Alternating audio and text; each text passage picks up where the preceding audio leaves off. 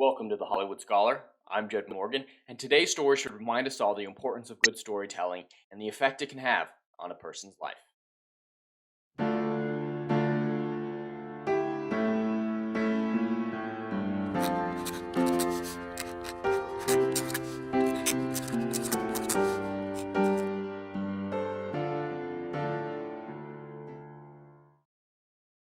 On December 10th, the Daily Mail put out this article about this lifelong Doctor Who fan who was buried in a TARDIS following his unfortunate death. And that's just a really heartfelt story, really bittersweet with the state of entertainment and Doctor Who specifically these days. It's really nice to see that people still care about it. People still love it. And at the end of the day, that's the most important thing. Fans always win as long as they love it. And the importance of that can't be understated. And it's just really sweet to see the effect this wonderful show and the incredible storytelling of it can have on a person's life. The Daily Mail reported lifelong Doctor Who fan is buried in a TARDIS after dying at age 20, just 20. That is heartbreaking. A lifelong Doctor Who fan has been buried in a TARDIS after he died at the age of 20. Anthony McCracken set out his dream of being laid to rest in a TARDIS-shaped coffin shortly before he succumbed to a heart attack in late November this year. 20, a heart attack. Mr. McCracken, known as the Little Ant, not sure why that's his nickname, but it's a great one, was born with, I apologize for butchering this pronunciation, Duchenne's muscular dystrophy, an incurable progressive disorder that causes muscle degeneration and breathing problems. People with the condition usually only live to see their 20s and 30s. So great to see someone who didn't get to see a whole lot of the world, a whole lot of life, chose to fall in love with this show related to it. Doctor can be a bright light in so many people's lives, even people who struggle like Anthony did. And that's incredible. Then we should all remember that these stories aren't just simple entertainment. They mean something to people's lives. They have an effect on the world around them, and they can make people's lives better, putting a smile on their face, inspiring them. It's not as clear cut as you might think. Going.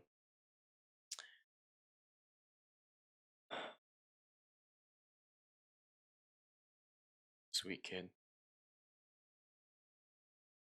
Despite his prognosis, his mother Becky, 39, said the massive Doctor Who fan always kept a smile on his face. I can imagine it's hard to stay positive going through something unbelievably hard like he was. She said he was a massive Doctor Who fan. He loved Marvel, and the color pink was his favorite color. All the obstacles he had in his life, he faced them head on with a smile. He always said he was happy, even though he was very ill. As well as making his own plans for the ceremony, Anthony made sure that his tragic passing would give two strangers a second chance, as he donated both his kidneys. His kid,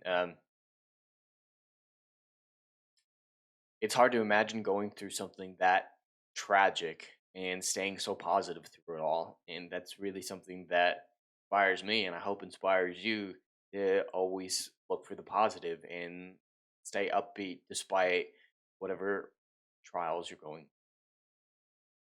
It's really selfless what he did.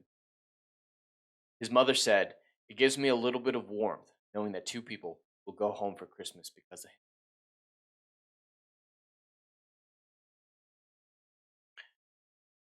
It makes me feel like he has done something worthwhile. He always said he wanted to become a superhero, and now he has. Well, Anthony, you're a superhero to me, wherever you are now. because just that smile you kept through all of that makes you a super. She said by the time Anthony died, he couldn't do anything for himself. He had significant special needs. He had a lot to overcome, and he did all right with it. He always had a smile on his face. His condition was one that only gets worse, never better. It becomes progressively more difficult for him to get about to his life, and he made the most of it. She added, "We knew from a very early age that he wasn't going to get better. He was 2 years old when I found out about his condition, so we had a lot of time to come to terms with what was going to happen. We knew that from the age of 18, he has lived on borrowed time. The past 2 years have been a significant time for us. But it doesn't make losing him any easier." Anthony's funeral took place yesterday in the village of Wesham, Lancashire, at Christ Church. His mother, Father Anthony, 38, Sister Cheyenne, and brothers Calvin and Cohen, who also have Duchenne, I apologize again, muscle dystrophy, all attended the event. Mrs. McCracken said that Anthony dealt with his looming death very well. She said, "Aunt knew he was going to die. He dealt with it very well. He got on with it most days. He'd have the odd day where he'd ask certain things, like, will I get better or will I walk again? And we would have to tell him, no. He only briefly asked them, though, and most of the time, he was happy." A fundraiser was set up in little Ant's memory to help pay for his funeral, which cost £4,000, and it has raised more than 1,000 so far. Mother said, "We're not a family that makes a lot of money, and it takes a lot to ask for. But we were determined to give Anthony the funeral he wanted. As a family, we are extremely sad, but in some ways, I'm relieved he's not suffering anymore and he's at peace. Things were very difficult for him towards the end. We knew that was coming. Every day, I would dread getting that phone call.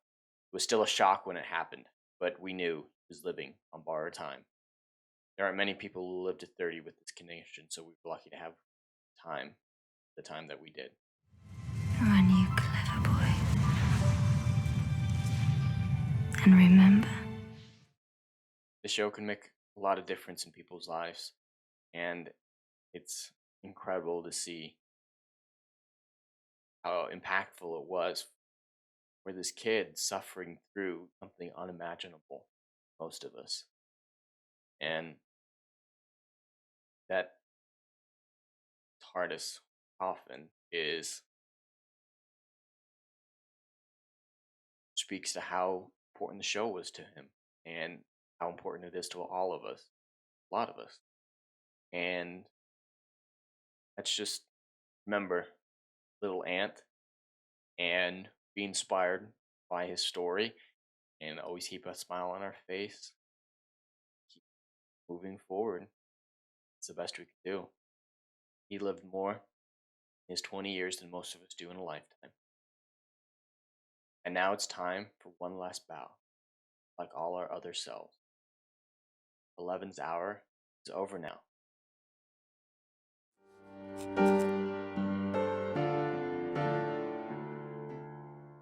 If you like what I do here and want to see good, compelling stories that Hollywood will no longer give you, check out my book series, Odyssey of a Phoenix, a mythological epic driven by philosophy, morality, and modern-day mental illness issues.